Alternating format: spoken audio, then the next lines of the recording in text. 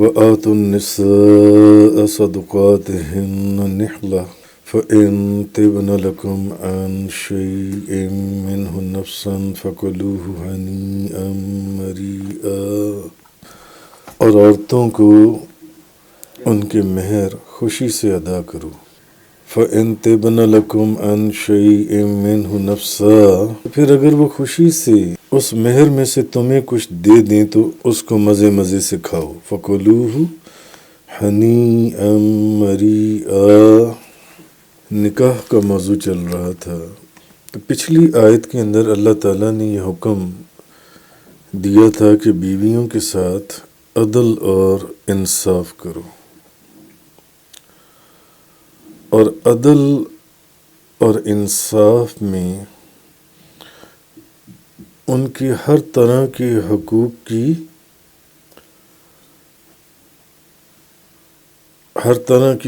کو ادا کرنا بھی ہے کہ بیویوں کے ساتھ عدل اور انصاف کے ساتھ پیش ہو، اور بیویوں کے حقوق کی ادائیگی میں ایک چیز ان کا حق مہر ادا کرنا بھی ہے۔ تو اب اس لیے اس آیت میں یہ فرمایا کہ عورتوں کو ان کے مہر جو ہیں، جو ان کا حق مہر ہے، وہ خوشی سے ادا کرو، ناراض ہو کر ادا نہ کرو یا مجبور ہو کر ادا نہ کرو یا پریشانی میں ادا نہ کرو، خوشی سے جو ان کا حق مہر مقرر ہوا ہے ان کا وہ حق مہر جو ان سے وہ ادا کرو۔ اب حق مہر جو ہے یہ شریعت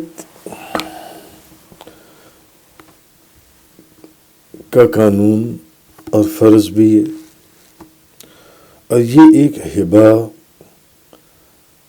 تحفتاً، یہ ہدیہ یہ عطیہ بھی ہے، حق مہر جو ان سے۔ تو شریعت یا اس کا فرض ہونا ایک چیز، اور ہبہ کرنا یا عطیہ عطا کرنا یہ دوسری چیز۔ تو ایک معنی تو اس کے یہ بھی ہو سکتی ہیں کہ عورتوں کو ان کے حق مہر ازرو شریعت فرض سمجھ کر ادا کرو۔ جو حق مہر تم نے ان کا مقرر کر دیا، عورتوں کے حق مہر جو ہیں وہ ازرو شریعت اور بطور فرض ادا کرو۔ تو ایک صورت تو اس کی یہ ہو گئی، اور دوسری صورت کیا ہے کہ دوسری صورت یہ ہے کہ اللہ تعالیٰ نے جب تم اس شریعت کے قانون کو پورا کرو گے، یعنی اللہ تعالیٰ نے مہر کو ادا کرنا تم پر فرض کر دیا ہے۔ نکاح تو کر لیا تم نے، تو اب جو حق مہر مقرر ہوا ہے اس حق مہر کو خوشی کے ساتھ ادا کرو، شریعت کا قانون سمجھتے ہوئے، اس کو فرض سمجھتے ہوئے اس کو خوشی سے ادا کرو، ناراضگی کے ساتھ نہیں، پریشانی کے اندر نہیں، مجبوری کے اندر نہیں۔ اب جاہلیت کے زمانے میں عرب قوم کیا کرتی تھی کہ وہ عورتوں سے بغیر مہر کے نکاح کرتے تھے۔ تو تم اب زمانہ جاہلیت ختم ہوا، میرے محبوب کا زمانہ شروع ہوا، جن کے نور کی کرنوں سے مردہ دل زندہ ہو گئے، اور ان دلوں کے اندر بھی اللہ نے روشنی عطا فرمائی۔ اب عورتوں کا جو حق مہر ہے، اپنی بیویوں کا جو بھی تم نے مقرر کی ہے، ان کو وہ حق مہر دو، ان کو وہ حق مہر ادا کرو۔ اور ایک صورت یہ بھی ہے کہ عورتوں کو ان کے مہر ادا کرو، کیونکہ یہ اللہ کی طرف سے عورتوں کے لیے ایک عطیہ ہے.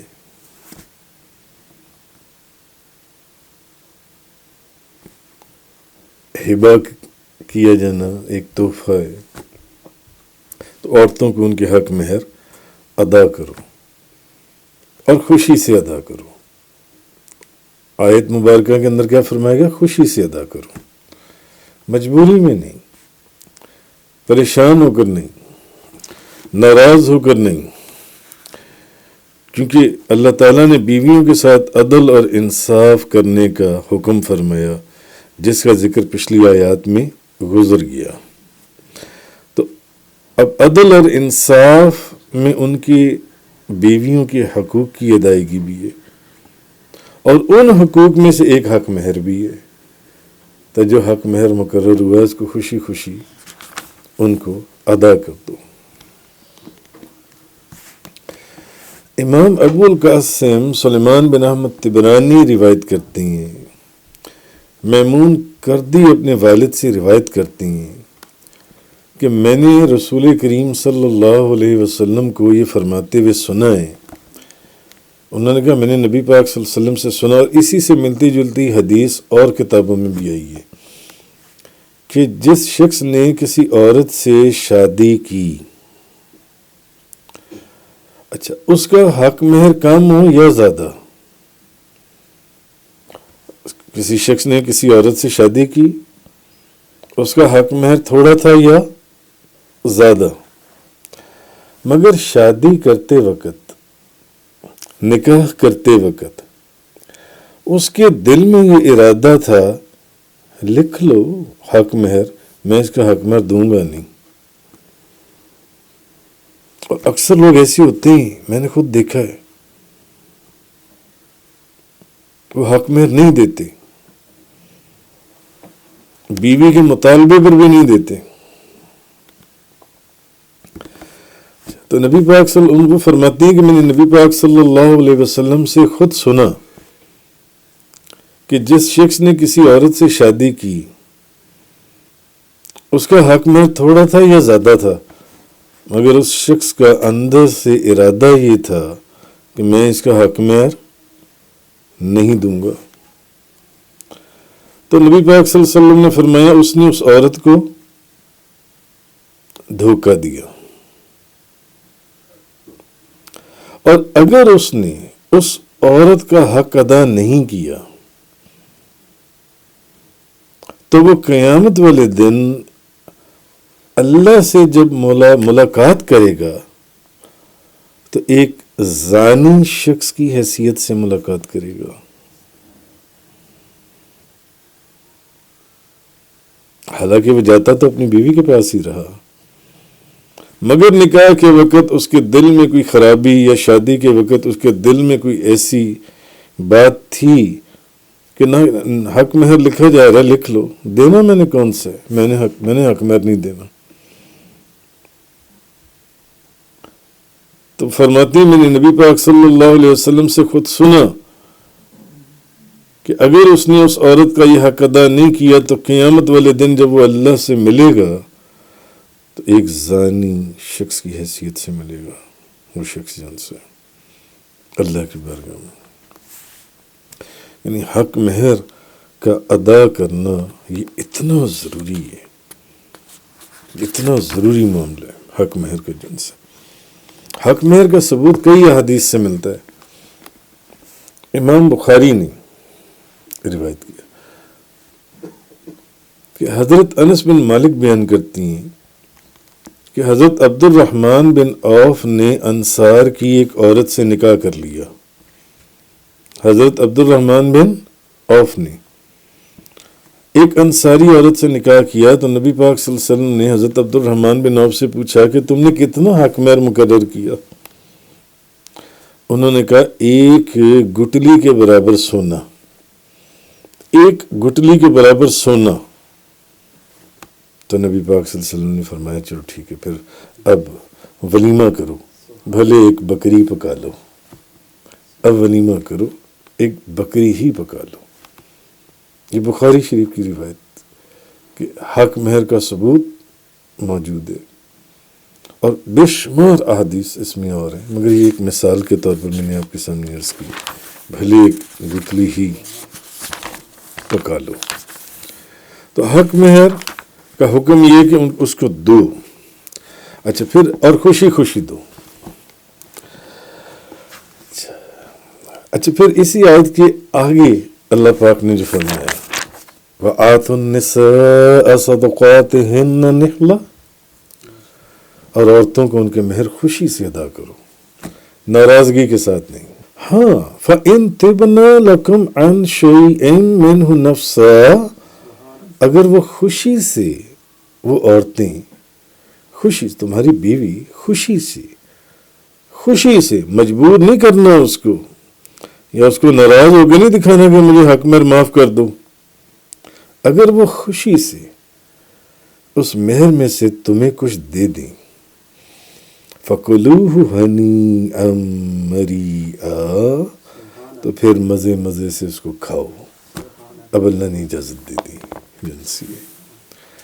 تو معلوم یہ ہوا کہ عورتوں کو یہ اختیار اللہ نے دیا کہ اگر وہ چاہیں تو اپنے شوہروں کو تمام مہر یا سارا مہر نہیں، محض کا کچھ حصہ ہبہ کر دیں